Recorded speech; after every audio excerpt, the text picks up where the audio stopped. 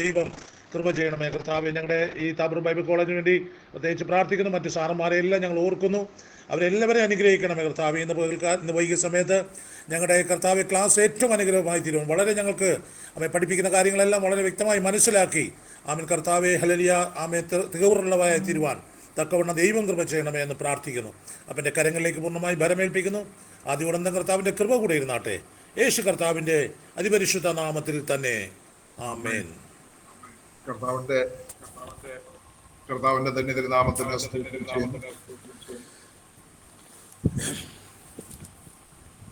യേശുക്രിസ്തുവിന്റെ ഉപദേശങ്ങളും എന്നുള്ള വിഷയമാണ് നമ്മൾ പഠിച്ചുകൊണ്ടിരിക്കുന്നത്.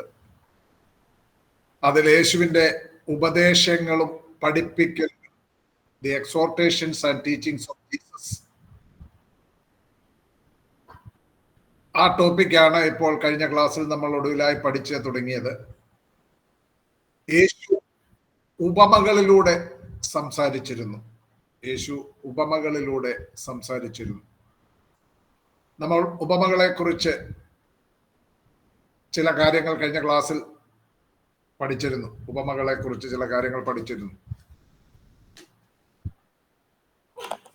എബ്രായരെ സംബന്ധിച്ചിടത്തോളം, യഹൂദന്മാരെ സംബന്ധിച്ചിടത്തോളം അവരുടെ പഴയ നിയമ തിരുവെഴുത്തുകളിലും ഉപമകളിലൂടെ സംസാരിക്കുന്ന രീതി അവർക്ക് പരിചിതമായിരുന്നു. അങ്ങനെയുള്ള ചില പഴയ നിയമത്തിൽ പ്രതിപാദിച്ചിരിക്കുന്ന ചില ഉപമകളും നിങ്ങളുടെ ശ്രദ്ധയിൽപ്പെടുത്തിയിരുന്നു.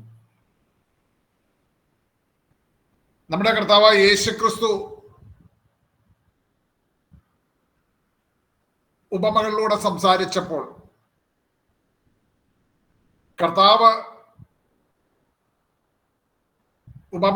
സംസാരിച്ചപ്പോൾ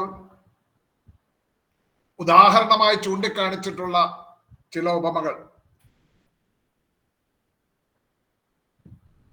പ്രകൃതിയിൽ സുപരിചിതമായ ചില കാര്യങ്ങൾ ചൂണ്ടിക്കാണിച്ചുകൊണ്ട് വിത്ത് വിതയ്ക്കുന്ന ഉപമ, അതുപോലെ തന്നെ പുളിച്ച മാവ്, കാണാതെ പോയ ആട്, കാണാതെ പോയ ദ്രഹ്മ, 10 കന്യകമാരുടെ ഉപമ, താലന്തുകളുടെ ഉപമ, ധൂർത്തുപുത്രന്റെ ഉപമ, ഇങ്ങനെ ചില ഉപമകളെ സംബന്ധിച്ചും കഴിഞ്ഞ ക്ലാസ്സിൽ നമ്മൾ പഠിച്ചു, അല്ലെങ്കിൽ പ്രതിപാദിച്ചു. അത് വിവരിച്ചില്ല, പ്രതിപാദിച്ചിരുന്നു. എന്തുകൊണ്ടാണ് കർത്താവ് ഉപമകളിലൂടെ സംസാരിച്ചത്? കഴിഞ്ഞ ക്ലാസ്സിലൊടുവിൽ അത് നമ്മൾ ചിന്തിക്കുകയുണ്ടായി. ജനത്തോട് കർത്താവ് ഉപമകളിലൂടെ സംസാരിക്കുമ്പോൾ തന്നെ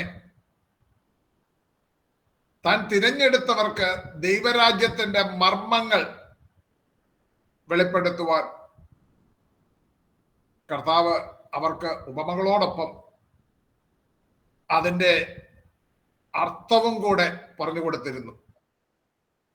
ദൈവരാജ്യത്തിന്റെ മർമ്മങ്ങളെ അറിയുവാൻ കൃപ ലഭിച്ചവരാണ് ദൈവം തിരഞ്ഞെടുത്തിരിക്കുന്നവർ. ദൈവരാജ്യത്തിന്റെ മർമ്മം ഗ്രഹിക്കുവാൻ കൃപ ലഭിച്ചവരാണ് ദൈവം തിരഞ്ഞെടുത്ത വൃതന്മാർ എന്ന് പറയുന്നത്.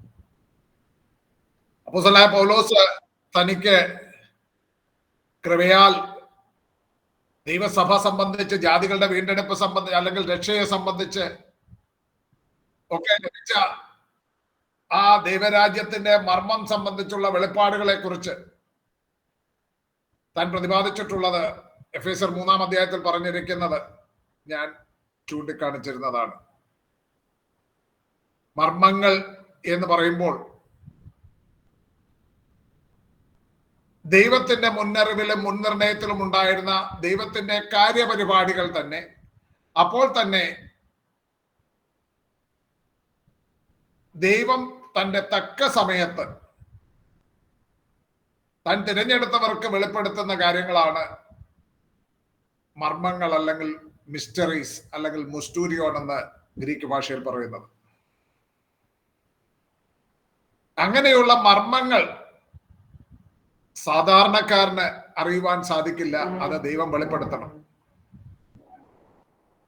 കർത്താവ് തന്റെ ശിഷ്യന്മാർക്ക് പല ഉപമകളിലൂടെയും സംസാരിക്കുമ്പോൾ ജനം അത് കേട്ട് അതിന്റെ പൊരുൾ തിരിച്ചറിയാതെ നിൽക്കുമ്പോൾ തന്റെ ശിഷ്യന്മാരോട് കൂടെ മാറിയിരുന്ന് അവർക്ക് അതൊക്കെയും വിവരിച്ച് അതിന്റെ അർത്ഥം പറഞ്ഞു കൊടുക്കുന്നത് തിരുവെഴുത്തിൽ സാധാരണ കാണുന്നതാണ്.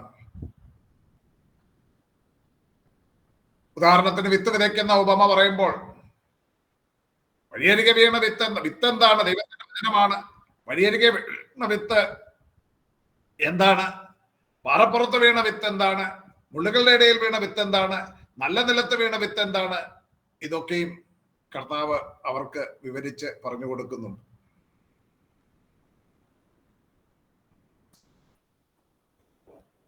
ശരിയായി.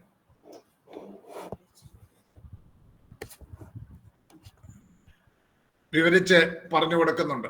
ഇന്ന് കർത്താവ് പറഞ്ഞ ചില ഉപമകൾ, അതിനെ പ്രധാനപ്പെട്ട ചില ഉപമകൾ സംബന്ധിച്ച് പറയുകയാണ് പ്രാരംഭമായിട്ട് ചെയ്യുന്നത്.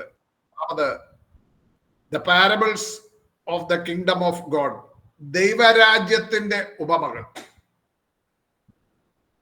The parables of the kingdom of, ദൈവരാജ്യത്തിന്റെ ഉപമകൾ.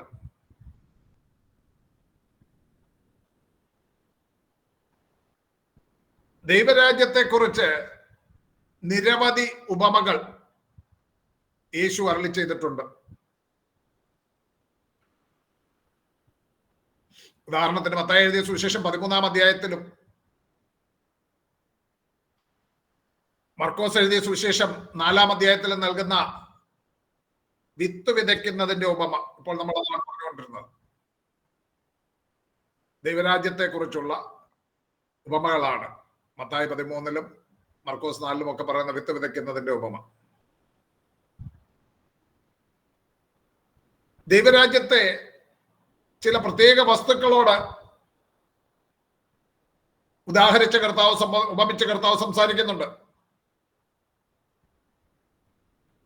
മത്തായി 13-ന്റെ 31, 32 വാക്യങ്ങൾ ദൈവരാജ്യത്തെ കടുകുമണിയോട് ഉപമിക്കുന്നുണ്ട്. ദൈവരാജ്യത്തെ കടുകുമണിയോട് ഉപമിച്ചിരിക്കുകയാണ്. മത്തായി 13-ന്റെ 31, 32 വാക്യങ്ങളിൽ ദൈവരാജ്യത്തെ കടുകുമണിയോട് ഉപമിച്ചിരിക്കുകയാണ്. അതിന്റെ 33-ാം വാക്യത്തിൽ പുളിച്ച മാവിനോട് ഉപമിച്ചിരിക്കുകയാണ്.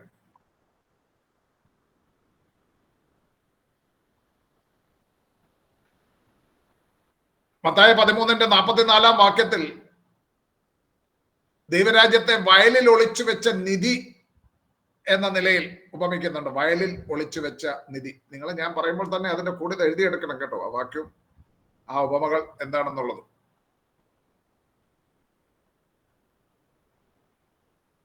പതിമൂന്നിന്റെ 45, 46 വാക്യങ്ങളിൽ ദൈവരാജ്യത്തെ മറ്റൊരു ഉപമയായി പറയുന്നത് എന്താണ്? നല്ല മുത്തൻ വ്യാപാരിയോട്, വിലയേറിയ മുത്തിനോട്, അല്ലേ? അതെ, വ്യാപാരി അത് ആ വിലയേറിയ മുത്ത് കണ്ടിട്ട് വാങ്ങുന്നത്, അത് സംബന്ധിച്ചാണ് പറയുന്നത്. 13-ന്റെ 45, 46 വാക്യങ്ങളിൽ എന്താണ് പറഞ്ഞിരിക്കുന്നത്? വായിച്ചിട്ട് സിസ്റ്റർ ഒന്ന് വായിച്ചു. 45, 46 വാക്യങ്ങൾ. പിന്നെ സ്വർഗരാജ്യം നല്ല മുത്ത് അന്വേഷിക്കുന്ന ഒരു വ്യാപാരിയോട് സദൃശ്യം. അവൻ വിലയേറിയ ഒരു മുത്ത് കണ്ടെത്തിയാറെ ചെന്ന് തനിക്കുള്ളതൊക്കെയും വിറ്റ് അത് വാങ്ങി. വിലയേറിയ മുത്തിനോട് ഉപമിച്ചിരിക്കുകയാണ്. 13-ന്റെ 47-ാം വാക്യത്തിൽ 13-ന്റെ 47-ാം വാക്യത്തിൽ എല്ലാ വക മീനും പിടിക്കുന്നതുമായ വലിയൊരു വലയോട്, എല്ലാ വക മീനും പിടിക്കുന്നതായ വലിയൊരു വലയോട് ഉപമിച്ചിരിക്കുകയാണ്.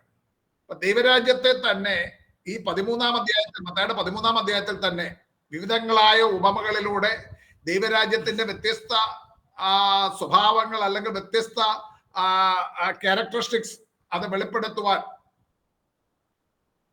കർത്താവ് വിവിധങ്ങളായ ഉപമകൾ ചൂണ്ടിക്കാണിക്കുകയാണ്.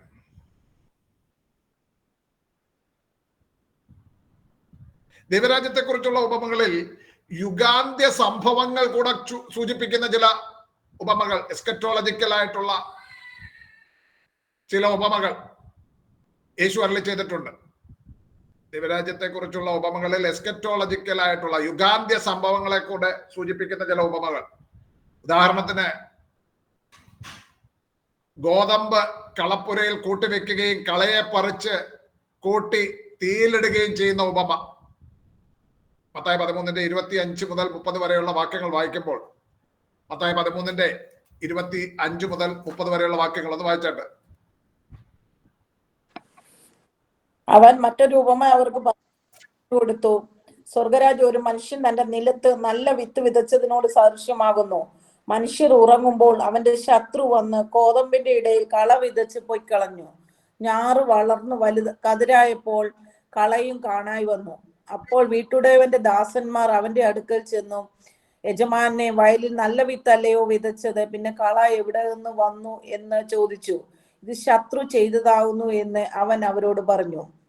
ഞങ്ങൾ പോയി അത് പറിച്ചു കൂട്ടുവാൻ സമ്മതമുണ്ടോ എന്ന് ദാസന്മാർ അവനോട് ചോദിച്ചു. അതിന് അവൻ, ഇല്ല, പക്ഷെ കള പറിക്കുമ്പോൾ കോതമ്പും കൂടെ പിഴുതുപോകും.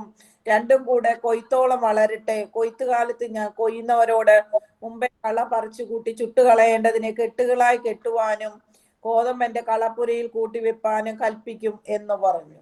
നോക്കുക, അവിടെ ദൈവരാജ്യത്തെ ഗോതമ്പ് കളപ്പുരയിൽ കൂട്ടിവെക്കുകയും കളയെ പറിച്ച് തീയിലിടുകയും ചെയ്യുന്ന ഉപമയിലൂടെ യുഗാന്ത്യ സംഭവത്തെയാണ് പ്രതിപാദിക്കുന്നത്. ദൈവരാജ്യത്തിന്റെ ഇന്നത്തെ അവസ്ഥ എന്താണ്?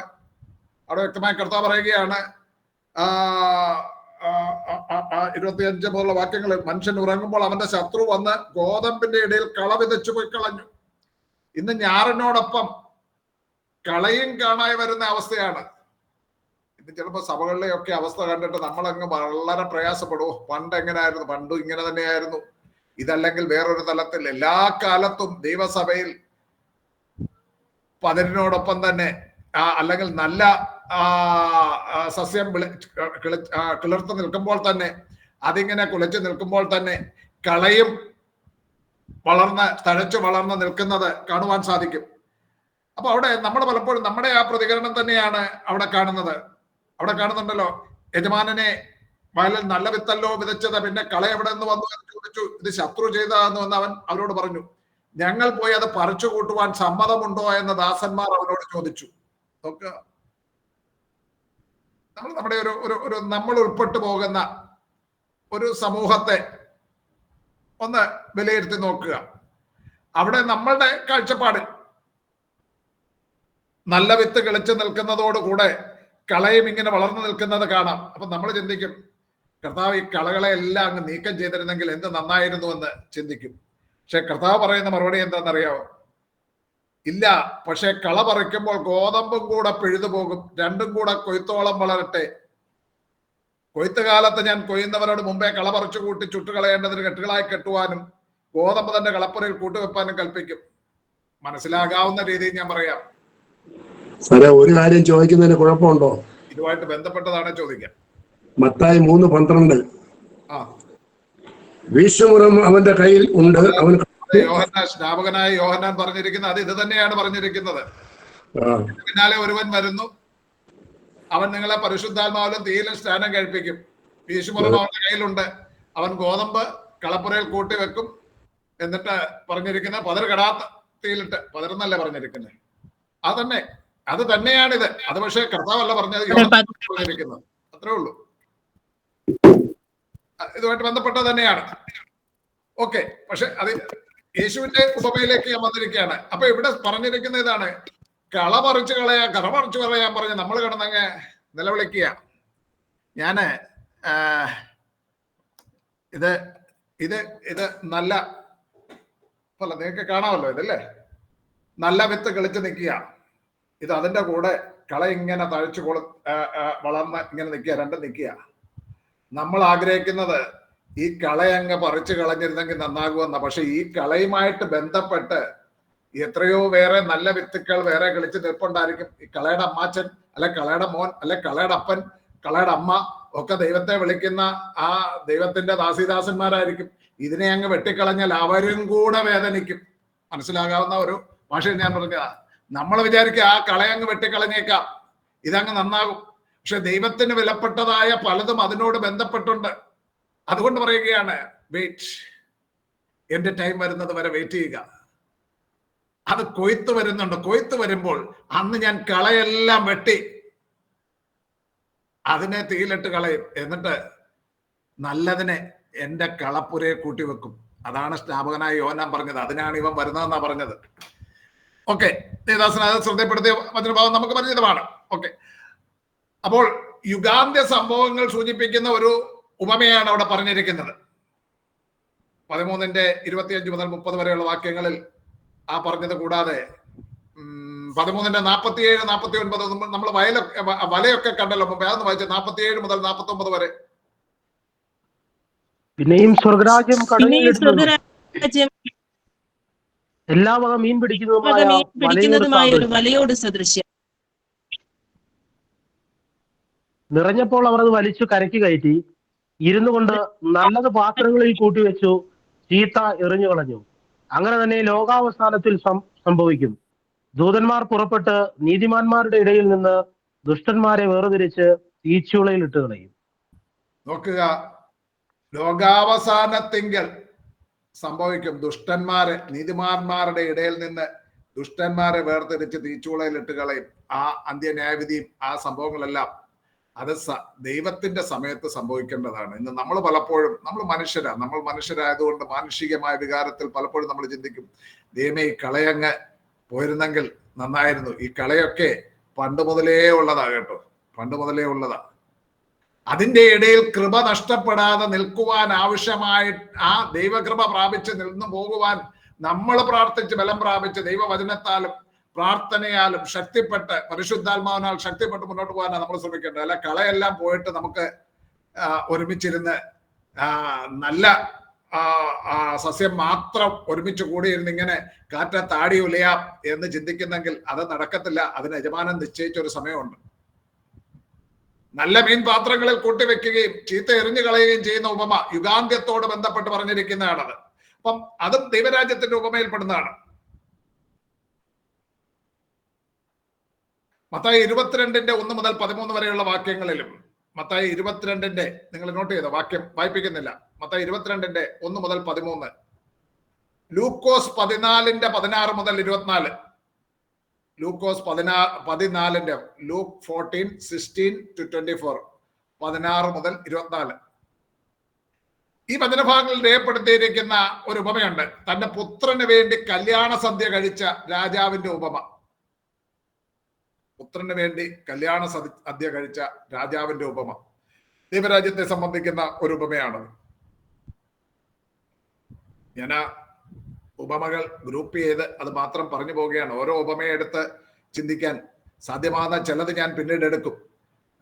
ഇപ്പം ചില ഉദാഹരണങ്ങൾ ചൂണ്ടിക്കാണിക്കുകയാണ്. അപ്പൊ ദൈവരാജ്യത്തെ കുറിച്ചുള്ള മറ്റു ചില ഉപമകളാണ് ഇപ്പൊ പറഞ്ഞത്. തന്റെ പുത്രന് കല്യാണ സദ്യ കഴിച്ച ഒരു രാജാവിന്റെ ഉപമ നമ്മൾ കാണുന്നുണ്ട്. ലൂക്കോസ് 14:16 മുതൽ 24 വരെ, മത്തായി 22:1 മുതൽ 13 വരെ.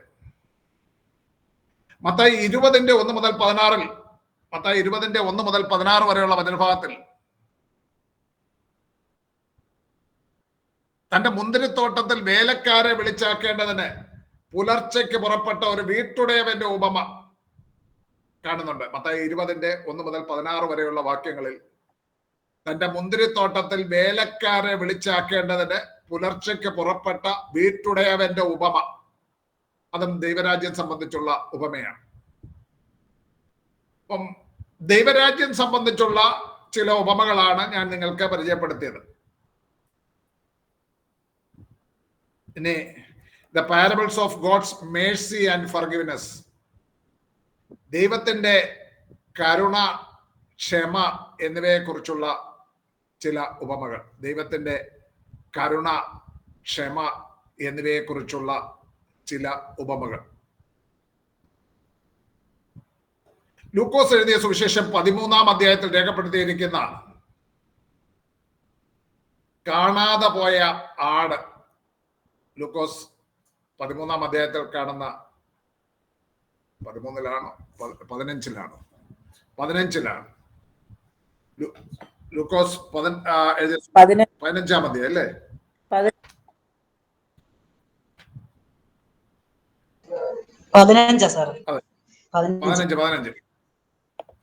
നമ്മുടെ തിരുവനന്തപുരം കോർപ്പറേഷൻ പരിധിയിൽ വെള്ളമില്ലായിരുന്നതിന്റെ ഒരു വിക്ടിം ആയിരുന്നു ഞാൻ. ഇന്ന് ആണ് എനിക്ക് വെള്ളം കിട്ടി തുടങ്ങിയത്. അതന്നെ ഞാനിപ്പം നിങ്ങൾ കണ്ടു കാണും, ലാസ്റ്റ് മൊമെന്റ് ആണ് ഞാൻ ക്ലാസ്സിലേക്ക് കയറുന്നത്. സാധാരണ ഞാനൊരു 10 മിനിറ്റ് മുമ്പേ ഇത് ലോഗിൻ ചെയ്തെല്ലാം ചെയ്യും.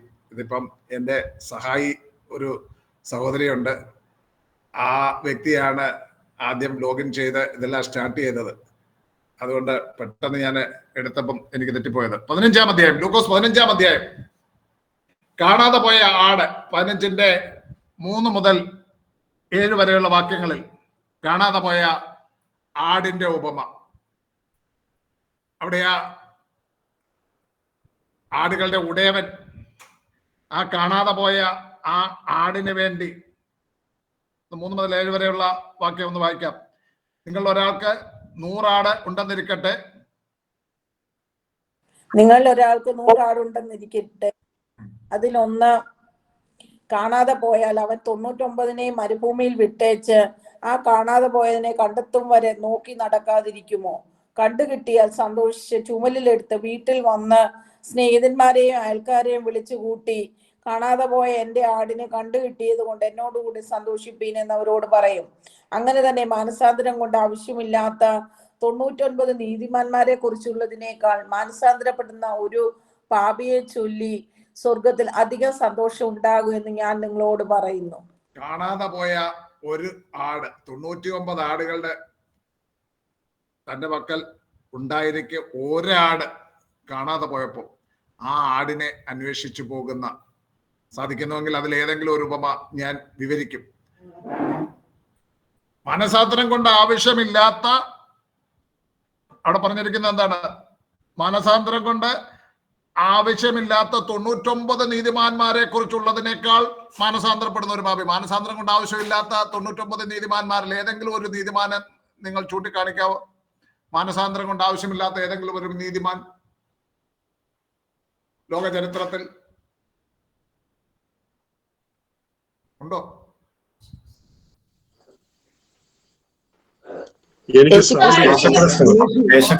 കർത്താവായ യേശുക്രിസ്തു ഒഴികെ സകല മനുഷ്യരും പാപികളാണ്, മാനസാന്തരം ആവശ്യമുള്ളവരാണ്.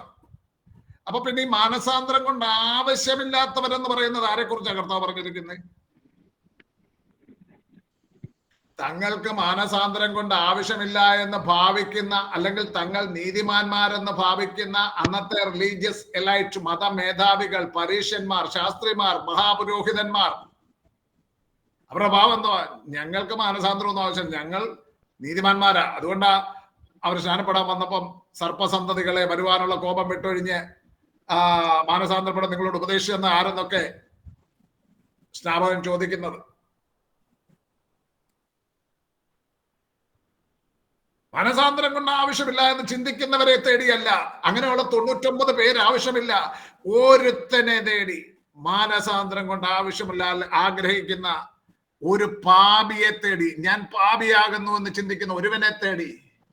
ആ ചുങ്കക്കാരന്റെ പരീക്ഷന്റെ പ്രാർത്ഥനയൊന്ന് നോക്കി. അവിടെ ആ പരീക്ഷൻ എന്താ പറയുന്നത്? ഈ പുറകെ നിൽക്കുന്ന പാപിയെ പോലെയല്ല, ചുങ്കക്കാരനെ പോലെയല്ല ഞാൻ. എല്ലാത്തിലും പതാരം കൊടുക്കുന്ന, ആഴ്ചയിൽ 2 വട്ടം ഉപവസിക്കുന്നു, എനിക്ക് മാനസാന്തരം കൊണ്ടൊന്നും ആവശ്യമില്ല, ഞാൻ റൈറ്റ്യസ് ആണ്, ഞാൻ നീതിമാനാണ്. അവൻ എളിഞ്ഞു നിന്നുകൊണ്ട് തന്നെ കുറിച്ച് തന്നെ പുകഴ്ത്തി പറയുമ്പോൾ ഇതാ ഒരുവൻ പുറകെ നിൽക്കുന്നു, മാനസാന്തരം കൊണ്ട് ആവശ്യമുള്ള ഒരുവൻ. അവൻ ഉയരത്തിലേക്ക് നോക്കുവാൻ പോലും ധൈര്യപ്പെടാതെ കുനിഞ്ഞു നിന്നുകൊണ്ട് അനുദപിച്ചുകൊണ്ട് പ്രാർത്ഥിക്കുക. അങ്ങനെയുള്ള ഒരു പാപിയെ, പാപി എന്ന് പറഞ്ഞാൽ താൻ പാപിയാണെന്ന് അഡ്മിറ്റ് ചെയ്യുന്ന, തനിക്ക് നീതീകരണം ആവശ്യമുണ്ടെന്ന്, തനിക്ക് ദൈവത്തിന്റെ ദീർഘക്ഷമ, മേഴ്സി ആൻഡ് ഫർഗിവ്നെസ്, കരുണയും ക്ഷമയും ആവശ്യമുണ്ടെന്ന് അഡ്മിറ്റ് ചെയ്യുന്ന, റിയലൈസ് ചെയ്യുന്ന, അഡ്മിറ്റ് ചെയ്യുന്ന, സാക്ഷ്യം പറയുന്ന ആ ഒരു പാപിയെ തേടിപ്പോകുന്ന ദൈവത്തിന്റെ സ്നേഹമാണ് കാണാതെ പോയ ആടെന്ന ഉപമയിൽ കൂടെ പറയുന്നത്. കാണാതെ പോയ ദ്രഹ്മ, കാണാതെ പോയ ദ്രഹ്മ എന്ന് പറയുന്ന 15-ാം അധ്യായത്തിന്റെ 8 മുതൽ 10 വരെയുള്ള വാക്യങ്ങളിൽ അവിടെ നമ്മൾ കാണുന്നത്, ഒരു സ്ത്രീക്ക് 10 ദ്രഹ്മ ഉണ്ടെന്നിരിക്കെ ഒരു ദ്രഹ്മ കാണാതെ പോയാൽ, വായിച്ചു, അവൾ വിളക്ക് കത്തിച്ച് വീട്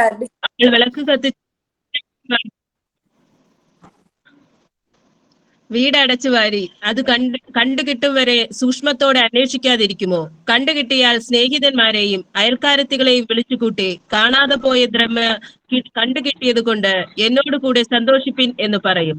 അങ്ങനെ തന്നെ മാനസാന്തരപ്പെടുന്ന ഒരു പാപിയെ കുറിച്ച് ദൈവദൂതന്മാരുടെ മധ്യേ സന്തോഷമുണ്ടാകും എന്ന് ഞാൻ നിങ്ങളോട് പറയുന്നു. നോക്കി, ഇവിടെ 10 ദ്രഹ്മ എന്ന് പറഞ്ഞിരിക്കുന്ന, ദ്രഹ്മ എന്ന് പറയുന്നത് അവിടുത്തെ നാണയമാണ്. നിങ്ങൾക്കറിയാം, റോമാക്കാരുടെ നാണയമായിരുന്നു ദ്രഹ്മ, ഷേക്കലായിരുന്നു യഹൂദന്മാരുടെ നാണയം. ഇവിടെ ദ്രഹ്മ എന്ന് പറഞ്ഞിരിക്കുന്നത് നിങ്ങൾ മനസ്സിലാക്കേണ്ടത് അന്നത്തെ മാരീഡ് വുമൺ, ഇന്ന് നമ്മുടെ ഇന്ത്യയിലെ മാരീഡ് വുമൺ അവരുടെ അടയാളമായിട്ട് പലരും മിന്നുമാല ധരിക്കുന്നത് പോലെ അല്ലെ താലി ധരിക്കുന്നത് പോലെ യഹൂദന്മാരുടെ ഇടയിൽ ഒരു കഷ്ടമുണ്ടായിരുന്നു. 10 ദ്രഹ്മകൾ കൂട്ടിയ ഒരു ഒരു ഒരു ഒരു എന്താണ് ഒരു കിരീടം പോലെ ഒന്ന് അവർ ധരിക്കുമായിരുന്നു. 10 നാണയങ്ങൾ നിങ്ങൾ നെറ്റിലൊക്കെ അടിച്ചു നോക്കിയാൽ അങ്ങനെയുള്ള ചിത്രങ്ങൾ നിങ്ങൾക്ക് കാണുവാൻ സാധിക്കും. ആ ദ്രഹ്മകളിൽ ഒന്ന് കാണാതെ പോകുക എന്ന് പറഞ്ഞാൽ ഒരു സ്ത്രീക്ക് തന്റെ ഈ നമ്മളാരും എല്ലാവരും ഒന്നും ഉപയോഗിക്കുന്നവരുണ്ട്, ഇല്ലാത്തവരുണ്ട് ഇതിനകത്ത്. അപ്പം ഉപയോഗിക്കുന്നവർക്ക് അത് നഷ്ടപ്പെട്ടു പോയി കഴിഞ്ഞാൽ അവർക്കത് വലിയ വിലയേറിയൊരു സാധനമാണ് നഷ്ടപ്പെട്ടത്. ആ നിലയിലാണ് ഇവിടെ ഒരു ദ്രഹ്മ കാണാതെ പോയിരിക്കുന്നു എന്ന് പറയുന്നത്. അപ്പൊ നിങ്ങൾക്ക് അതിന്റെ ആ ഇമ്പോർട്ടൻസ്, ആ സാധനത്തിന്റെ എത്ര വിലമതിക്കപ്പെടുന്ന സാധനമാണ് നഷ്ടപ്പെട്ടു പോയിരിക്കുന്നതെന്ന് മനസ്സിലാക്കാൻ അത്രയും മാത്രമെന്ന് ഞാൻ പറഞ്ഞു. അപ്പൊ ഇങ്ങനെ ഈ സ്ത്രീയുടെ ഒരു ദ്രഹ്മ അവളുടെ തലയിൽ കെട്ടുന്ന ആ ഹെഡ് ബാൻഡിൽ കാണുന്ന 10 ദ്രഹ്മകളിൽ ഒരു ദ്രഹ്മ കാണാതെ പോയി.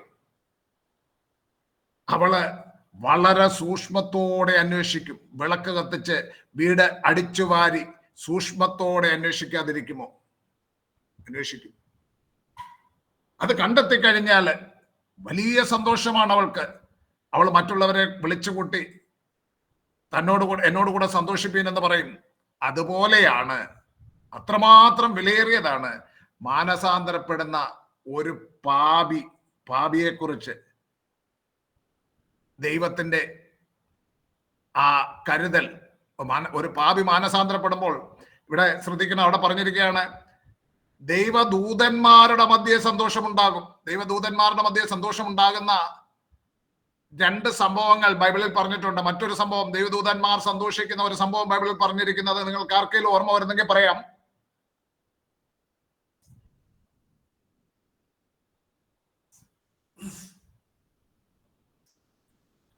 ദൈവദൂതന്മാർ ആർത്ത് സന്തോഷിക്കുന്ന ഒരു സമയം യോബിന്റെ പുസ്തകം 38-ാം അധ്യായം എടുത്ത്. ഭൂമിക്ക് അടിസ്ഥാനം ഇട്ടപ്പോൾ. ഭൂമിക്ക് അടിസ്ഥാനം, അതിന്റെ 4 മുതൽ 6 വരെയുള്ള വാക്യങ്ങളിൽ ഞാൻ ഭൂമിക്ക് അടിസ്ഥാനം ഇട്ടപ്പോൾ നീ എവിടെയായിരുന്നു? നിനക്ക് വിവേകമുണ്ടെങ്കിൽ പ്രസ്താവിക്കുക. അതിന്റെ അളവ് നിയമിച്ചവനാർ? നീ അറിയുന്നുവോ? അല്ല, അതിനെ അളവ് നൂൽ പഠിച്ചവനാർ? പ്രഭാത നക്ഷത്രങ്ങൾ ഒന്നിച്ച് ഘോഷിച്ചുല്ലസിക്കുകയും ദൈവോത്രന്മാരെല്ലാം സന്തോഷിക്കുകയും ചെയ്തപ്പോൾ അതിന്റെ അടിസ്ഥാനം ഏതിന്മേൽ ഉറപ്പിച്ചു? നോക്കുക, ദൈവദൂതന്മാർ സന്തോഷിച്ച ഒരു ഒക്കേഷനാണ് പറഞ്ഞിരിക്കുന്നത്. ഭൂമിക്ക് അടിസ്ഥാനം ഇട്ട എന്ന് പറഞ്ഞാൽ സൃഷ്ടിപ്പിൽ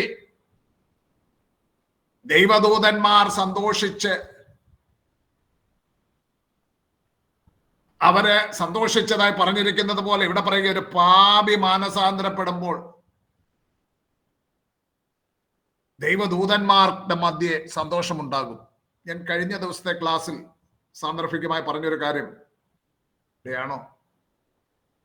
എഫേസ്യർക്ക് എഴുതിയ ലേഖനം 2-ാം അധ്യായത്തിൽ ഇവിടെയല്ല പറഞ്ഞത്, 2-ന്റെ-10-ാം വാക്യം, നാം അവന്റെ കൈപ്പണിയായി സൽപ്രവർത്തികൾക്കായി സൃഷ്ടിക്കപ്പെട്ടിരിക്കുന്നു എന്നുള്ള ഭാഗം ഞാൻ പറഞ്ഞില്ലേ? ക്ലാസ്സിൽ പറഞ്ഞായിരുന്നല്ലോ, ഓർക്കുന്നുണ്ടോ?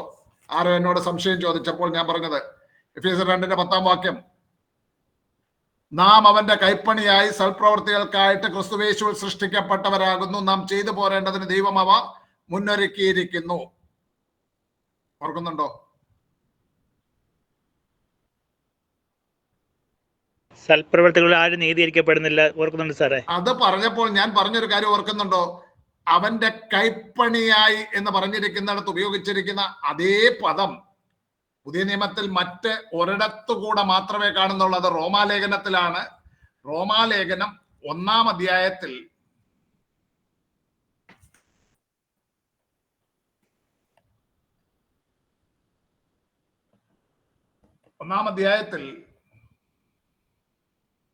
അതിന്റെ 20-ാം വാക്യത്തിൽ അവന്റെ നിത്യശക്തിയും ദിവ്യത്വമായ അവന്റെ അദൃശ്യ ലക്ഷണങ്ങൾ ലോക സൃഷ്ടി മുതൽ അവന്റെ പ്രവർത്തികളാൽ ബുദ്ധിക്ക് തെളിവായി വെളിപ്പെട്ടു വരുന്നു. ലോക സൃഷ്ടി മുതൽ പ്രവർത്തികളാൽ എന്ന് പറയുവാൻ അവിടെ ഉപയോഗിച്ചിരിക്കുന്ന പദം പൊയേമ എന്നുള്ള പദമാണ്. ലോക സൃഷ്ടിപ്പിനെ സംബന്ധിച്ച് പൊയേമ എന്ന് പറഞ്ഞിരിക്കുന്ന അതേ പദം തന്നെ രണ്ടാമതൊരിക്കൽ പുതിയ നിയമത്തിൽ കാണുന്നത് എഫേസ്യർ 2:10 നാം അവന്റെ കൈപ്പണിയായി. ഇനി ഇപ്പോൾ ഞാൻ പറഞ്ഞ കാര്യം കൂടെ നിങ്ങളൊന്ന് ചിന്തിച്ച്, ലോക സൃഷ്ടിപ്പിൽ ദൂതന്മാർ ആനന്ദിക്കുന്നു, ഒരു പാപി മാനസാന്തരപ്പെടുമ്പോൾ ദൂതന്മാർ ആനന്ദിക്കുന്നു. ലോക സൃഷ്ടിപ്പിനെ പറ്റി പറയുന്നത് പോലെ തന്നെ പ്രാധാന്യത്തോടെ പുതിയ നിയമത്തിൽ പറഞ്ഞിരിക്കുകയാണ് നാം അവന്റെ കൈപ്പണിയായിട്ട് സൃഷ്ടിക്കപ്പെട്ടിരിക്കുന്നത്. കൈപ്പണി എന്ന് ഇവിടെ പറഞ്ഞിരിക്കുന്ന വീണ്ടെടുപ്പ് സംബന്ധിച്ചുള്ള കാര്യത്തിലാണ്, വിശുദ്ധന്മാരെ സംബന്ധിച്ച് പറയുകയാണ്. അല്ലാതെ മനുഷ്യനെ സൃഷ്ടിച്ച ആ സൃഷ്ടിയെ കുറിച്ചല്ല ഇവിടെ പറഞ്ഞിരിക്കുന്നത്, എഫേസ്യർ 2 പറഞ്ഞിരിക്കുന്നത്. അപ്പോൾ ഒരു പാപി മാനസാന്തരപ്പെടുന്നതിന്റെ പ്രാധാന്യം നമ്മൾ എത്രമാത്രം തിരിച്ചറിയുന്നുണ്ടെന്ന് അറിയില്ല, എനിക്കറിയില്ല. പക്ഷേ സ്വർഗത്തിൽ അത് എത്ര വിലപ്പെട്ടതാണ് എന്നുള്ളതിന്റെ തെളിവാണ് ഞാൻ ആ നിലയിലാണ് മനസ്സിലാക്കുന്നത്. യോബിന്റെ പുസ്തകത്തിൽ പറഞ്ഞിരിക്കുന്ന ദൈവദൂതന്മാർ സന്തോഷിച്ചത് പിന്നീട് ഒരിക്കൽ ദൂതന്മാർ സന്തോഷിക്കുന്നതായി ബൈബിളിൽ ഞാൻ കണ്ടിട്ടുള്ളത് ഇവിടെയാണ്, ഒരു പാപി മാനസാന്തരപ്പെടുമ്പോഴാണ്. ലോക സൃഷ്ടിപ്പോളം പ്രാധാന്യത്തോടു കൂടിയാണ്. അതാണ് എന്താ പറയുന്നത്, ഒരാത്മാവിന്റെ വില മുഴു ലോകത്തെക്കാളും വലുതാണെന്ന് പറഞ്ഞിരിക്കുന്നത്. നമ്മൾ ഈ പറയുന്നതിനെയൊക്കെ ഒരു ആലങ്കാരിക പ്രയോഗമായി കാണുമെങ്കിലും സ്വർഗം അതിനെ കാണുന്നത്, ആത്മീയ ഗോളം കാണുന്നത്, ദൈവം അതിനെ കാണുന്നത് അത് അക്ഷരാർത്ഥത്തിൽ തന്നെയാണ്. ഓക്കെ, കാണാതെ പോയ ദ്രഹ്മ, ആ ദ്രഹ്മ കണ്ടുകിട്ടുന്നു, ആനന്ദിക്കുന്നു. ഇവിടെ വീണ്ടും ദൈവത്തിന്റെ കരുണ, ക്ഷമ ഒരു പാപിയോട് കാണിക്കുന്ന കരുണയുടെയും ക്ഷമയുടെ ഉദാഹരണമാണ്. ഇനി മറ്റൊരു ഉപമ കൂടെ ആ അധ്യായത്തിലുണ്ട്. 15-ാം അധ്യായത്തിൽ, ലൂക്കോസ് 15-ാം അധ്യായത്തിൽ മറ്റൊരു ഉപമ കൂടെയുണ്ട്. അതെന്താണ്? ലൂക്കോസ് 15-ാം അധ്യായത്തിൽ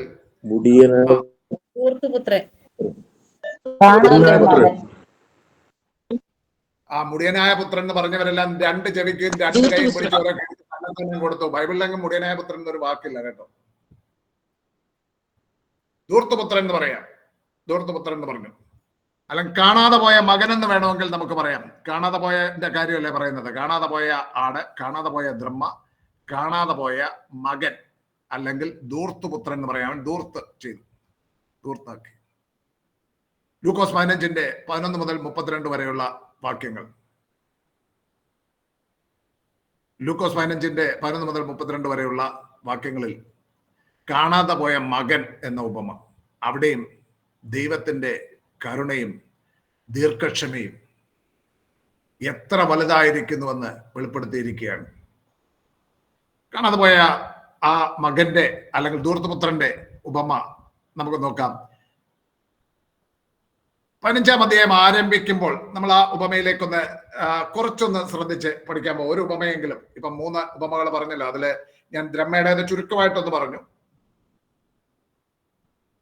ഇനി നമ്മൾ കാണാതെ പോയ മകൻ എന്നുള്ള ഉപമ ഒരു അല്പം വിശദമായിട്ടൊന്ന് പറഞ്ഞു നീക്കാം. അല്ല വെറുതെ ഇങ്ങനെ പറഞ്ഞു പോയിട്ട് കാര്യമില്ല. 15-ന്റെ 1-2 വാക്യങ്ങളൊന്ന് വായിച്ചേ. 15-ാം ഇത് ആരംഭിക്കുന്ന പശ്ചാത്തലം അറിഞ്ഞു വേണം ഏത് കാര്യം വ്യാഖ്യാനിക്കാൻ. 15-ന്റെ 1-2 വാക്യങ്ങൾ. ചുങ്കക്കാരും പാപികളുമെല്ലാം അവന്റെ വചനം കേൾപ്പാൻ അവന്റെ അടുക്കൽ വന്നു. ഇവൻ പാപികളെ കൈക്കൊണ്ട് അവരോടുകൂടി ഭക്ഷിക്കുന്നു എന്ന് പരീശന്മാരും ശാസ്ത്രിമാരും പറഞ്ഞ് പിറുപിറുത്തു. നോക്കുക, ഇതിന്റെ പശ്ചാത്തലം ഇതാണ്. ഈ 3 ഉപമകൾ പറയുന്ന പശ്ചാത്തലം, യേശു ചുങ്കക്കാരെയും പാപികളെയും കൈക്കൊണ്ട് അവരോടുകൂടെ ഭക്ഷിക്കുന്നു എന്ന് പിറുപിറുക്കുന്ന പരീശന്മാരും ശാസ്ത്രിമാരും. പാപികൾ എന്ന് പറയുന്നത് ഞാൻ നേരത്തെ തന്നെ പറഞ്ഞിട്ടുണ്ട്, ദൈവം പാപികളെന്ന് മുദ്ര കുത്തിയിരിക്കുന്നവരല്ല. അന്നത്തെ നീതിമാൻ മാനസാന്തരം കൊണ്ട് ആവശ്യമില്ല എന്ന് പുകഴ് പറയുന്ന, നീതിമാന്മാരെന്ന് പ്രശംസ പറയുന്ന വ്യക്തികൾ അന്ന് ന്യായപ്രമാണം അനുശാസിക്കുന്ന, അല്ലെങ്കിൽ അവർ ഭാരമേറിയ ചുമടുകളായി കെട്ടിവെച്ചിരുന്ന പല കർമാചാരങ്ങളും ചെയ്യുവാൻ പ്രാപ്തിയില്ലാത്ത ദരിദ്രന്മാർക്കൊരു ലേബൽ ചാർത്തിക്കൊടുത്തു, ഒരു മുദ്ര ചാർത്തിക്കൊടുത്തു, പാപി. അവൻ ദൈവാലയത്തിൽ കൊണ്ടുവരുമ്പോൾ കെട്ടുകണക്കിന് നാണയങ്ങൾ കൊണ്ടുവരാൻ അവന്റെ പക്കലില്ല. ഒരുപക്ഷെ ഒരു ആട്ടിൻകുട്ടിയെ കൊണ്ടുവരാനില്ലാഞ്ഞിട്ട് ചിലപ്പം പ്രാവിനെ ഒരു ഇണപ്രാവിനെ ആയിരിക്കും കൊണ്ടുവരുന്നത്, അല്ലെങ്കിൽ അവൻ ഒന്നും കൊണ്ടുവരാൻ അവന് പ്രാപ്തി കാണത്തില്ല.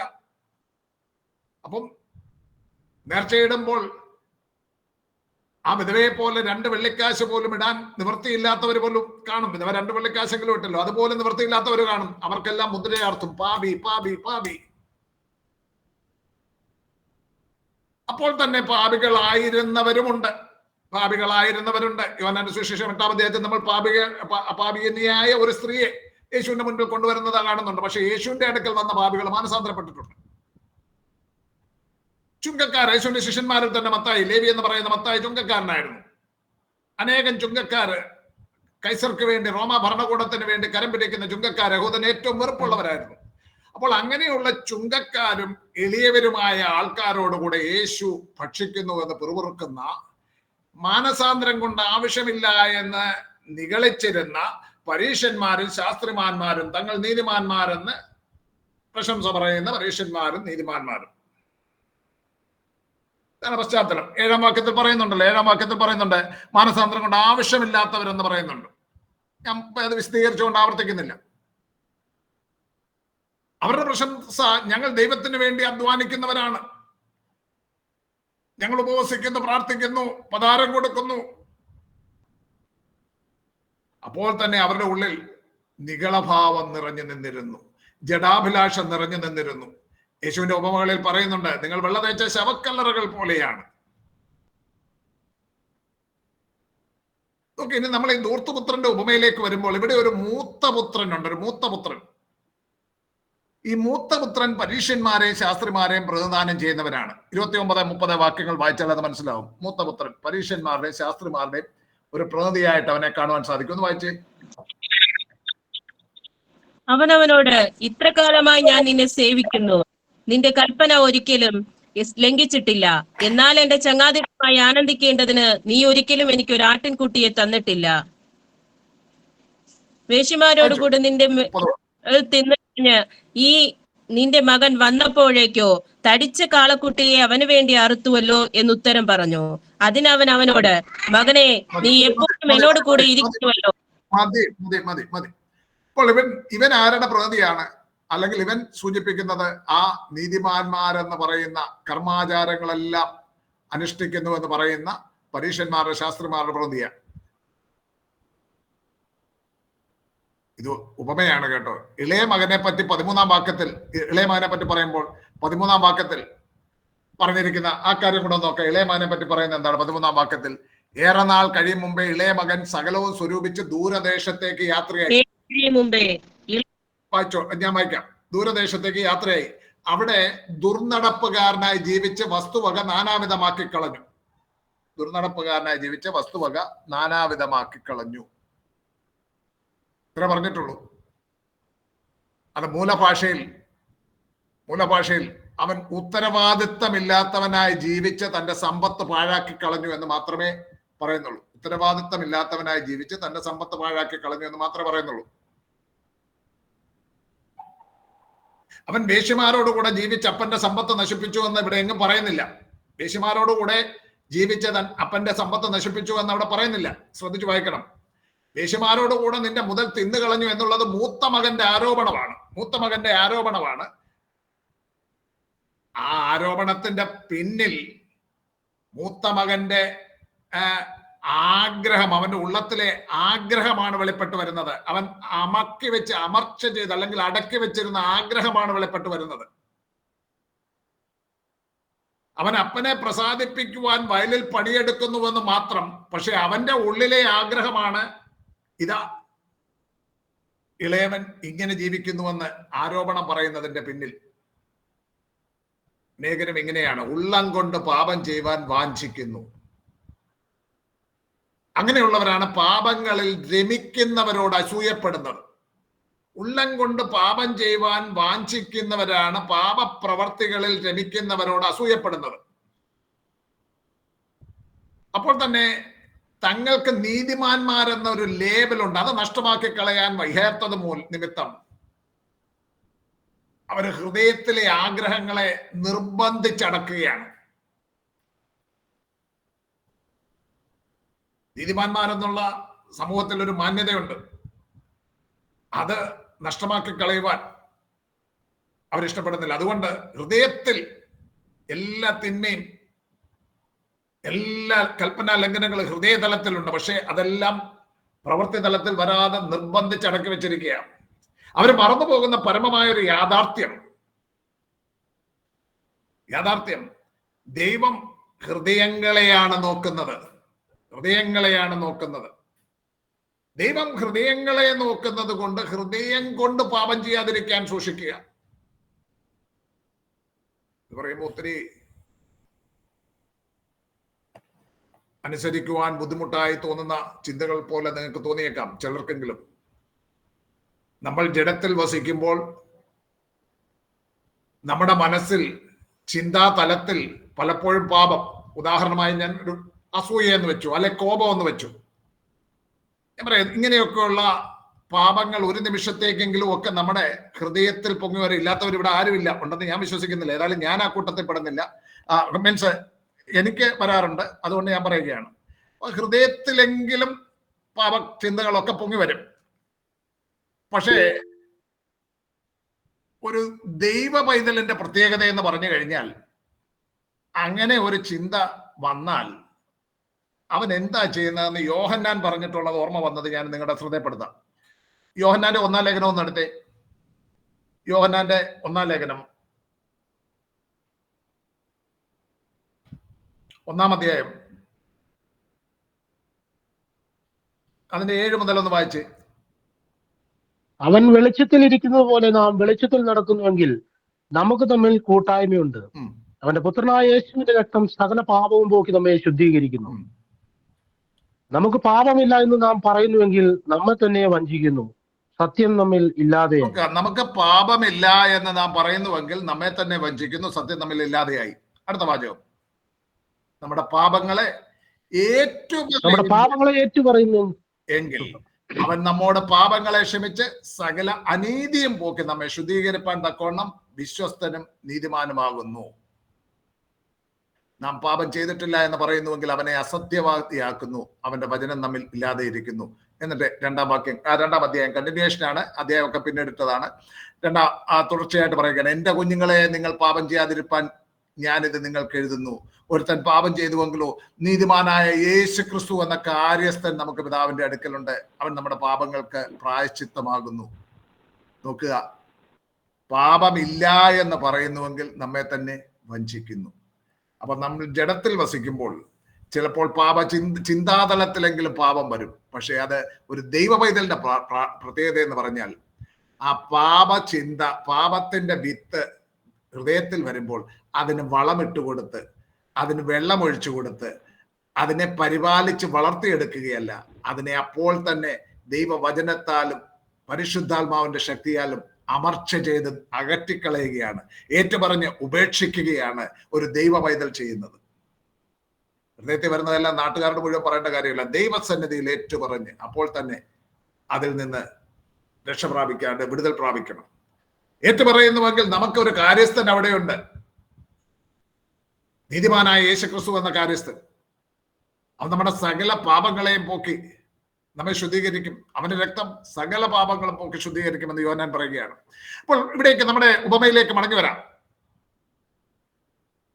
ഉള്ളം കൊണ്ട് പാപം ചെയ്യുവാൻ വാഞ്ചിക്കുകയും പാപപ്രവർത്തികളിൽ രമിക്കുന്നവരോട് അസൂയപ്പെടുകയും ചെയ്യുക നീതിമാന്മാരെന്ന ലേബലുള്ളവരുടെ, അല്ലെങ്കിൽ ലേബൽ നഷ്ടമാക്കി കളയുവാൻ ആഗ്രഹിക്കാത്തവരുടെ ഒരു പ്രത്യേകതയാണ്. അവരെ ഹൃദയത്തിൽ പാപങ്ങളെ നിർബന്ധിച്ചടക്കുകയാണ്. എന്നാൽ ദൈവം ഹൃദയങ്ങളെ നോക്കുന്നു. ഹൃദയം കൊണ്ട് പാപം ചെയ്യാതിരിക്കാൻ സൂക്ഷിക്കുക.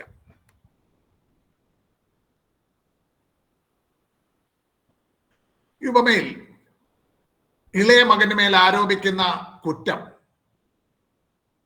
വാസ്തവത്തിൽ മൂത്ത മകന്റെ ഹൃദയത്തിന്റെ വാഞ്ചയാണ്. മൂത്ത മകന്റെ ഹൃദയത്തിന്റെ വാഞ്ചയാണ്. അങ്ങനെയാണ് പരീക്ഷന്മാരും ശാസ്ത്രിമാരും. മൂത്ത മകൻ, ഞാൻ പറഞ്ഞല്ലോ, പരീക്ഷന്മാർ ശാസ്ത്രിമാർ എന്ന് പറയുന്ന റിലീജിയസ് ലൈറ്റിന്റെ റെപ്രസെന്റേറ്റീവ് ആണ്. തങ്ങൾ നീതിമാന്മാരെന്ന് അഹങ്കരിക്കുകയും അപ്പോൾ തന്നെ ചുങ്കക്കാരിലും വേശ്യമാരിലും അധികമായ ഹൃദയം കൊണ്ട് പാപം ചെയ്യുകയും ചെയ്യുന്നവരാണ് പരീക്ഷന്മാരും ശാസ്ത്രിമാരും. ഞാൻ പറഞ്ഞല്ല, ഞാനൊരു പരീക്ഷനെ ഇന്നുവരെ ജൂയിഷ് ഫാരിസിയെ ഇന്നുവരെ കണ്ടിട്ടില്ല. അല്ലാതെ നമ്മുടെ ഇടയിലൊക്കെ ഒത്തിരി ഫാരിസീസ് ഉണ്ട്, ഫാരിസൈക് മൈൻഡ് സെറ്റ് ഉള്ള ഒത്തിരി പേരുണ്ട്.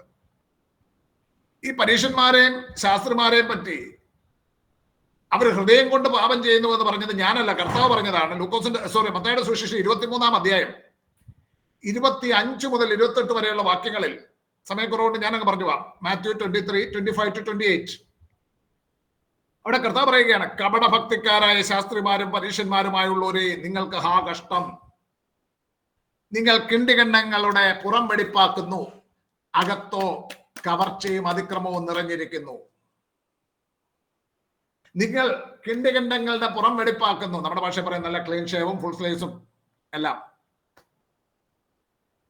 അകത്തോ കവർച്ചയും അതിക്രമവും നിറഞ്ഞിരിക്കുന്നു. എന്നിട്ട് കർത്താവ് പറയുക,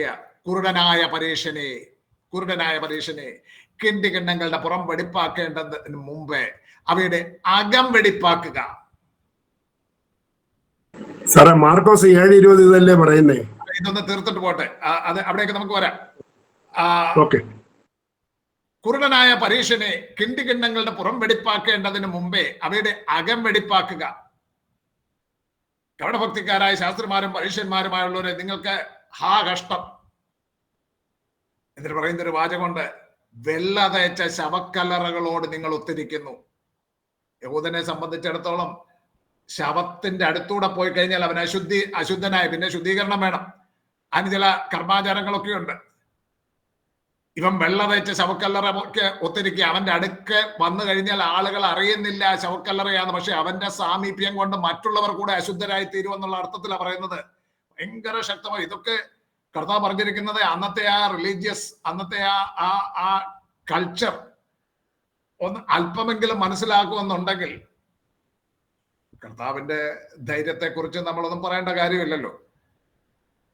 ഇങ്ങനെ ഇവരുടെയൊക്കെ മുഖത്ത് നോക്കി നിന്ന് പറയുക എന്ന് പറഞ്ഞാൽ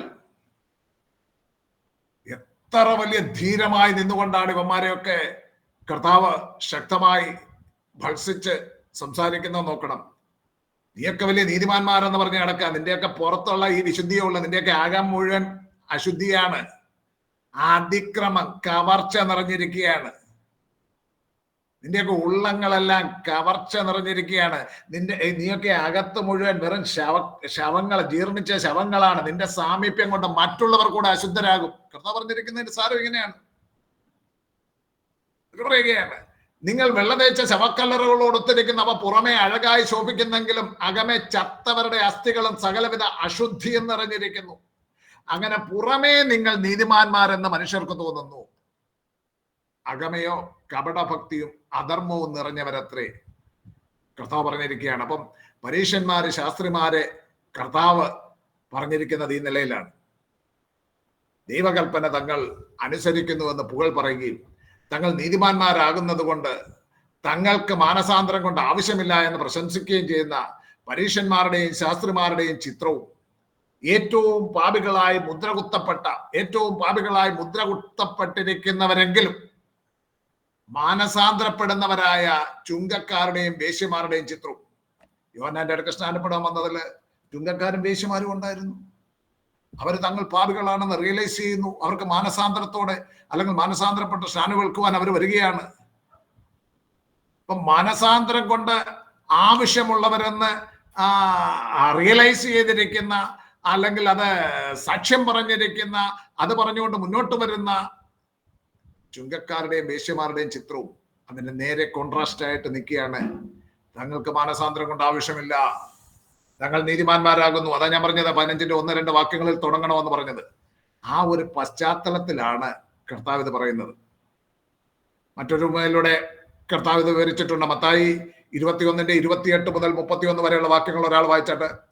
മത്തായി 21-ന്റെ മാത്യു 21:28-31. ഒരു ഡൗട്ട്. എങ്കിലും നിങ്ങൾക്ക് എന്ത് തോന്നുന്നു? ഒരു മനുഷ്യന് 2 പുത്രന്മാരുണ്ടായിരുന്നു. അവൻ ഒന്നാമത്തവന്റെ അടുക്കൽ ചെന്നു, മകനെ, ഇന്ന് എന്റെ മുന്തിരിത്തോട്ടത്തിൽ പോയി വേല ചെയ്യുക എന്ന് പറഞ്ഞു. എനിക്ക് മനസ്സില്ല എന്ന് അവൻ ഉത്തരം പറഞ്ഞു. എങ്കിലും പിന്നത്തേതിൽ അനുദപിച്ച് അവൻ പോയി.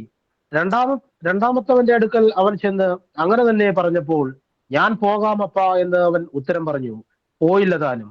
ഈ രണ്ടു പേരിൽ ആരാകുന്നു അപ്പന്റെ ഇഷ്ടം ചെയ്തത്?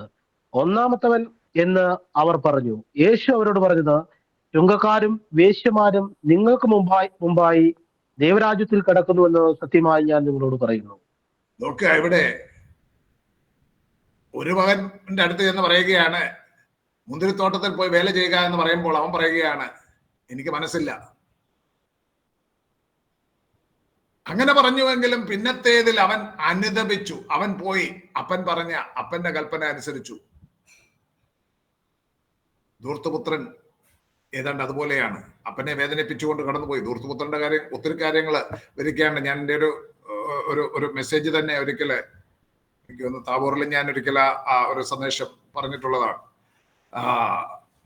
ആ കാലത്ത് ഒരു അപ്പൻ ജീവിച്ചിരിക്കെ അപ്പന്റെ സ്വത്ത് പങ്കിടുക എന്ന് പറയുന്നത് അന്നത്തെ ജൂയിഷ് കൾച്ചറിൽ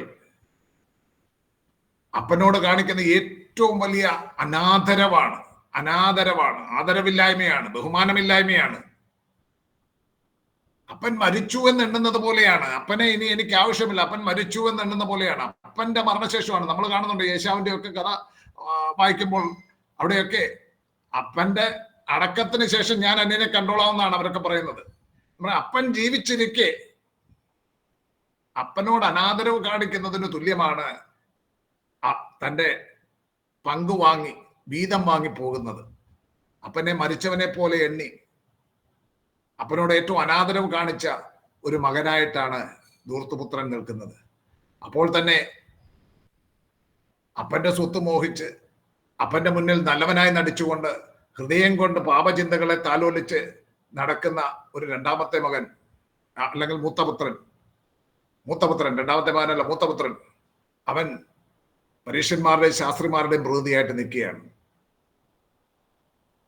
ഇവിടെ ഒരുവനോട് പറയുന്നു, മുന്തിരിത്തോട്ടത്തിൽ പോയി വേല ചെയ്യുക, പറ്റില്ല എന്ന് പറഞ്ഞു. പക്ഷെ അനുദപിച്ചവൻ പോയി. എന്നാ വേറൊരുത്തൻ പറയുക, ഞാൻ പോകാപ്പ.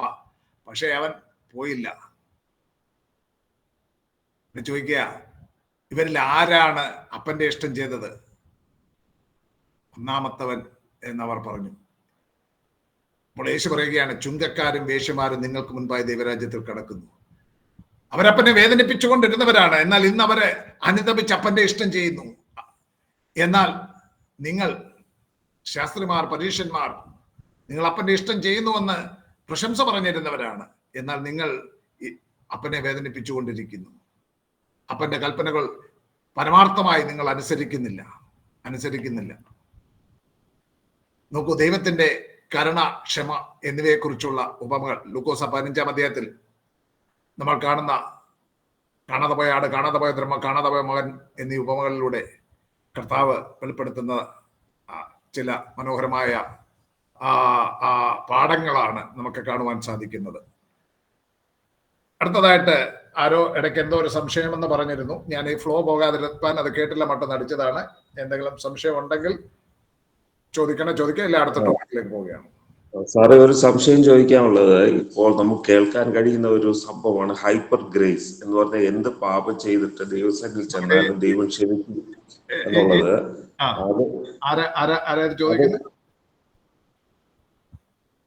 ആരാ ചോദിക്കുന്ന പേര് പറയാ, എനിക്ക് കാണാൻ വയ്യ. ബിജു. മറുപടിയാ സത്യത്തിന്റെ ആരാ ചോദിച്ചത് ആരാ ഹൈപ്പർ ഗ്രേസിന്റെ കാര്യം? ബിജു. ഓക്കെ, എന്താണ് ഹൈപ്പർ ഗ്രേസിനെ പറ്റി പറഞ്ഞ് എന്താണ്? ഞാൻ ഇതുമായിട്ട് ബന്ധപ്പെട്ട അല്ലെങ്കിൽ പെട്ടെന്ന് അതിനെ പറ്റി മറുപടി പറഞ്ഞു പോകാം. പറഞ്ഞോളൂ, ഹൈപ്പർ ഗ്രേസ്. അപ്പോൾ ഹൈപ്പർ ഗ്രേസ് എന്ത് പാപം ചെയ്തിട്ടും നമ്മൾ ദൈവസേനയിൽ ചെന്ന് കഴിഞ്ഞാൽ ദൈവം ക്ഷമിക്കും എന്നുള്ള ആ ഒരു കോൺസെപ്റ്റ് ഇപ്പോൾ നമ്മുടെ ദൈവമക്കളുടെ ഇടയിൽ തന്നെ ഉണ്ട്.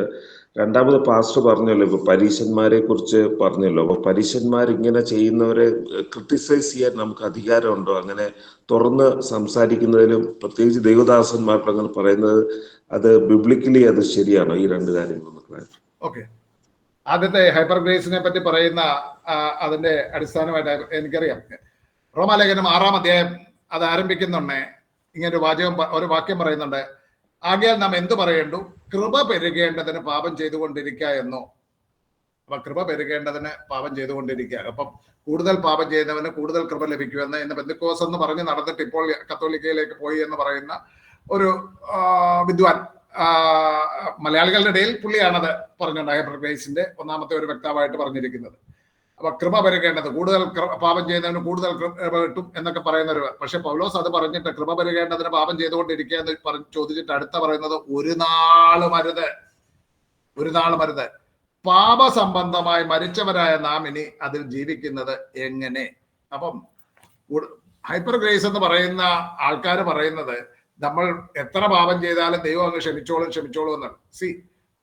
ഞാനൊരു പാപിയായിരുന്നുവെങ്കിൽ ഞാൻ എൻ്റെ പാപങ്ങളെ ഏറ്റുപറഞ്ഞുപേക്ഷിക്കുന്നു എങ്കിൽ കരുണ ലഭിക്കും.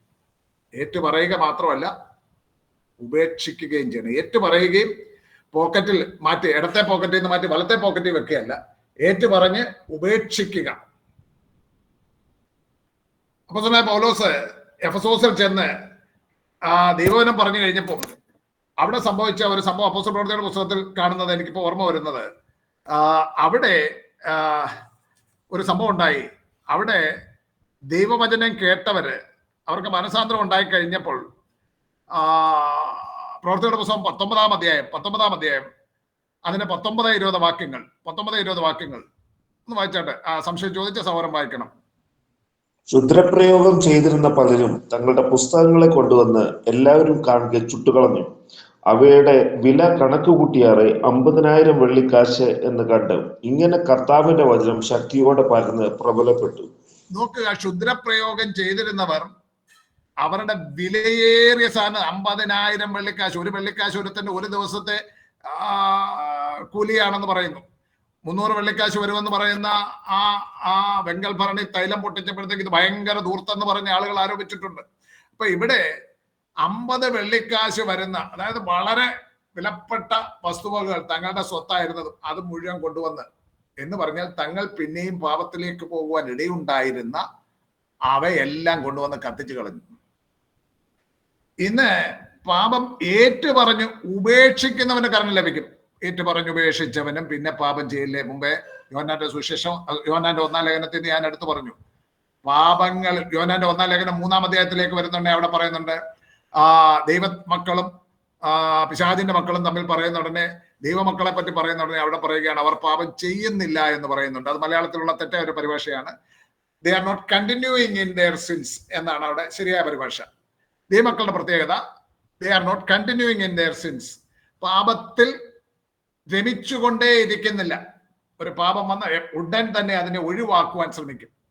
പന്നിയുടെ ഉപമ നമ്മൾ കണ്ടിട്ടുണ്ട്. പന്നിയുടെ ഉദാഹരണം നമ്മളെ ലേഖനങ്ങൾ കാണുന്നുണ്ട്. ആ പന്നിയുടെ പ്രത്യേകത എന്താണ്? പന്നിയുടെ ദേഹത്ത് ചെളി അതിനെ കഴുകിയാലും ശരി, അത് പിന്നെയും ചെളിയിലോട്ടേ പോകത്തുള്ളൂ. എന്നാൽ ഒരു ആട്ടിൻകുട്ടിയാണെങ്കിലോ അത് ചെളി പറ്റിക്കഴിഞ്ഞാൽ അത് തുടച്ചു കളയുവാൻ ശ്രമിക്കും. അതുപോലെയാണ് ഒരു ദൈവ പൈതലിനെ സംബന്ധിച്ചിടത്തോളം, അവനിൽ ഒരു പാപം വന്നാൽ അവൻ ഉടൻ തന്നെ ഏറ്റുപറഞ്ഞ് ഉപേക്ഷിച്ച് ദൈവത്തിന്റെ കരുണ പ്രാപിക്കുന്നവനാണ്. ഈ ഹൈപ്പർ ഗ്രേസ് വിദ്വാൻമാരെന്നൊക്കെ പറയുന്നത് ഒരു പിശാചിന്റെ മഹാതന്ത്രമാണത്. എന്ത് പാപം ചെയ്താലും ദൈവം അങ്ങ് കൃപ ചെയ്തുകൊണ്ടിരിക്കും എന്ന് പറഞ്ഞാൽ, ഒന്നാമത്തെ കാര്യം, ഒത്തിരി കാര്യങ്ങൾ അതേപ്പറ്റി പറയാനുണ്ട്, നമ്മുടെ വിഷയത്തിൽ നിന്ന് മാറിപ്പോകും. അതുകൊണ്ട് ഞാൻ അവിടേക്കൊന്നും പോകുന്നില്ല. അത് ഒരു തെറ്റായ പഠിപ്പിക്കലാണ്, അത് പിശാചിന്റെ ഒരു വഞ്ചനയാണ്. കൃപ പെരുകേണ്ടതിന് പാപം ചെയ്തുകൊണ്ടിരിക്കുക എന്നോ ഒരു നാളും അരുത് എന്ന് കണ്ണിപ്പായിട്ട് പറഞ്ഞിട്ട് പറയുകയാണ്. പാപസംബന്ധമായി മരിച്ചവരായ നാം മരിച്ചവരാണ്. അങ്ങനെ നാം നമ്മെ തന്നെ എണ്ണണം. 6-ാം അധ്യായം റോമാലേഖനം വായിക്കുമ്പോൾ, റോമാലേഖനം പഠിപ്പിക്കുമ്പോൾ അത് വിശദമായിട്ട് പറയും. അവിടെ നാം അങ്ങനെ എണ്ണണം, നമ്മെ തന്നെ മരിച്ചവരാണെന്ന് എണ്ണം. ക്രിസ്തുയേശുവിനോട് കൂടെ നാം മരിച്ച് അടക്കപ്പെട്ടിരിക്കുകയാണ് എന്ന് നാം നമ്മെ തന്നെ എണ്ണണം. നമ്മുടെ അവയവങ്ങളെ നീതിയുടെ ആയുധങ്ങളായിട്ട് സമർപ്പിച്ചിരിക്കുക. അനീതിയുടെ ആയുധങ്ങളായിട്ട് ഇനി ഏൽപ്പിച്ചു കൊടുക്കില്ല, നീതിയുടെ ആയുധങ്ങളായി സമർപ്പിച്ചിരിക്കുകയാണ്. അപ്പം ഹൈപ്പർ ഗ്രേസ് എന്ന് പറയുന്ന പിശാചിന്റെ ഒരു മഹാകെണിയാണ്, തന്ത്രമാണ്. അതിലേക്ക് പോകേണ്ടതില്ല. അപ്പം ഇത് ക്ലിയർ ആയെന്ന് തോന്നുന്നു. മറ്റെന്തോ സഹോദരൻ ചോദിച്ചായിരുന്നു. സാറേ, എബ്രായർ 10:26-27 വായിക്കുമ്പോഴേ പാപം ചെയ്യാൻ ഭയപ്പെട്ടുള്ളതാണ് എന്റെ ചിന്ത. എബ്രായർ 10:26-27. എബ്രായർ 10:26-27 വാക്യങ്ങൾ വായിച്ചോളൂ.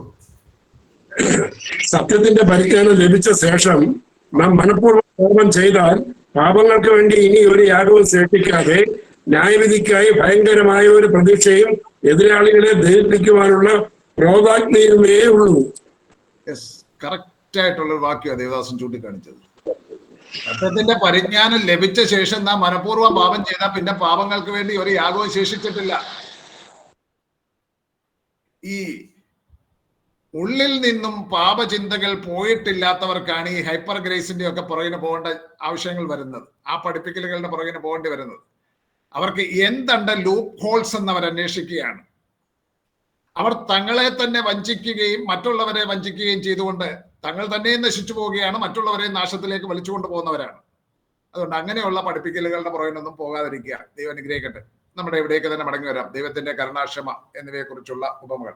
ദയവായിട്ട് നമ്മൾ പഠിപ്പിക്കുന്ന ടോപ്പിക്കിൽ നിന്ന് വ്യത്യസ്തമായ ഇങ്ങനെയുള്ള സംശയങ്ങൾ ക്ലാസ് കൺക്ലൂഡ് ചെയ്ത ശേഷം ചോദിക്കണം, അല്ലെങ്കിൽ നമുക്ക് സിലബസ് തീർക്കാൻ പറ്റത്തില്ല. ഓക്കെ, മുന്നോട്ട് പോകാം. Parables of God's mercy and forgiveness, അതിന് ചില ഉദാഹരണങ്ങൾ ഞാൻ കാണിച്ചു.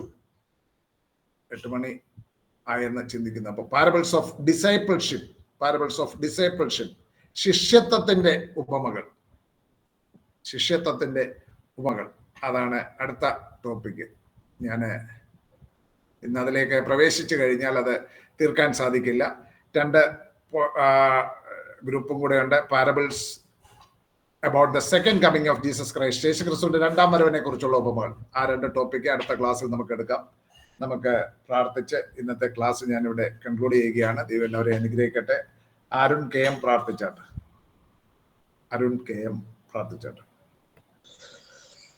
മഹാപരിശുദ്ധനും നിതരമായ സ്വർഗീയ നല്ല പിതാവേ, സ്തോത്രം. ഹല്ലേലൂയായി വൈകുന്നേര സമയം അടിയങ്ങൾക്ക് അങ്ങയുടെ തിരുസന്നിധിയിലേക്ക് കടന്നു വരുവാനും അങ്ങയുടെ മാറ്റമില്ലാത്ത വചനത്തെ പഠിക്കുവാനും സർവശക്തനാകുന്ന ദൈവം ഇടവരുത്തിയ കൃപയ്ക്കായ ദൈവത്തിന് നന്ദിയുള്ള ഹൃദയത്തോടെ സ്തോത്രം ചെയ്യുന്നു, സ്തുതിക്കുന്ന പിതാവേ. അനേകർക്ക് ദൈവമേ അങ്ങയുടെ മഹാസത്യത്തെ തിരിച്ചറിയാതിരിക്കുമ്പോൾ ദൈവത്തിന്റെ ദാസന്മാരിലൂടെ അപാവചനത്തിന്റെ സത്യത്തെയും അതിന്റെ ആഴങ്ങളെയും സ്വർഗത്തിലെയും അങ്ങ് അടിയങ്ങൾക്ക് വെളിപ്പെടുത്തി തന്നുകൊണ്ടിരിക്കുന്ന കൃപയ്ക്കായി ദൈവത്തിന് നന്ദിയുള്ള ഹൃദയത്തോട് സ്തോത്രം ചെയ്യുന്നു, സ്തുതിക്കുന്ന പിതാവേ. കേട്ട വചനങ്ങളെ ദൈവമേ മുറുകെ പിടിച്ചുകൊണ്ട് അടിയങ്ങളുടെ ജീവിതത്തിൽ അത് ദൈവമേ പ്രാവർത്തികമാക്കിക്കൊണ്ട് മറ്റുള്ളവർക്ക് ദൈവമേ അത് പകർന്നു കൊടുത്തുകൊണ്ട് ദൈവമേ ഹല്ലേലൂയായി ക്രിസ്തീയ ജീവിതത്തെ ഏറ്റവും ഭംഗിയായ ദൈവമേ ഹല്ലേലൂയ വിശുദ്ധിയോട് വേർപാടോടുകൂടി ജീവിക്കുവാൻ അടിയങ്ങളെ ഓരോരുത്തരെയും സ്വർഗത്തിലെ ദൈവം കൃപ ചെയ്യുമാറാകണം, അനുഗ്രഹിക്കുമാറാകണമേ എന്ന് ചോദിക്കുന്ന പിതാവേ. താബർ ബൈബിൾ കോളേജിനെ ഏൽപ്പിച്ച് പ്രാർത്ഥിക്കുന്നു. അതിന് നേതൃത്വം നൽകുന്ന ദൈവത്തിന്റെ ദാസന്മാരെ, ടീച്ച് ചെയ്യുന്ന ദൈവത്തിന്റെ ദാസന്മാരെ കുടുംബമായി ഏൽപ്പിച്ച് പ്രാർത്ഥിക്കുകയാണ്. എന്റെ മക്കളോട് സ്വർഗത്തിലെ ദൈവം കൂടിയിരിക്കുമാറാകണം, ശക്തീകരിക്കുമാറാകണം, ബലപ്പെടുത്തുമാറാകണം. വീണ്ടും ദൈവത്തിന്റെ വചനങ്ങളെ അനേകർക്ക് ദൈവമേ പകർന്നു കൊടുക്കുവാൻ ഹല്ലേലൂയ അങ്ങ് ബലപ്പെടുത്തുമാറാകണമേ എന്നങ്ങോട്ട് ചോദിക്കുന്നു. കൂടി വന്നിരിക്കുന്ന ദൈവമേ സ്റ്റുഡൻസിനെ ഏൽപ്പിച്ച് പ്രാർത്ഥിക്കുന്നു. ഏറ്റവും നന്നായ ദൈവമേ വചനത്തെ ദൈവമേ ഗ്രഹിക്കുവാൻ, കേൾക്കുവാൻ, ദൈവമേ അതനുസരിച്ച് ജീവിക്കുവാൻ ദൈവമേ ഓരോരുത്തരെയും സ്വർഗത്തിലെ ദൈവം ബലപ്പെടുത്തുമാറാകണമേ എന്നങ്ങോട്ട് ചോദിക്കുന്നു പിതാവേ. നിങ്ങളെ രാത്രികാലം ദൈവമേ ദൈവകരങ്ങളിലേക്ക് താഴ്ത്തി ഏൽപ്പിച്ച് പ്രാർത്ഥിക്കുന്നു. മാനവും മഹത്വവും ദൈവം എടുക്കുമാറാകണം, യേശുക്രിസ്തുവിന്റെ തന്നെയുള്ള നാമത്തിൽ തന്നെ പിതാവേ. ആമേൻ. Thank you sir. ഇല്ലല്ലോ, ഞാൻ പോകണ്ടല്ലോ.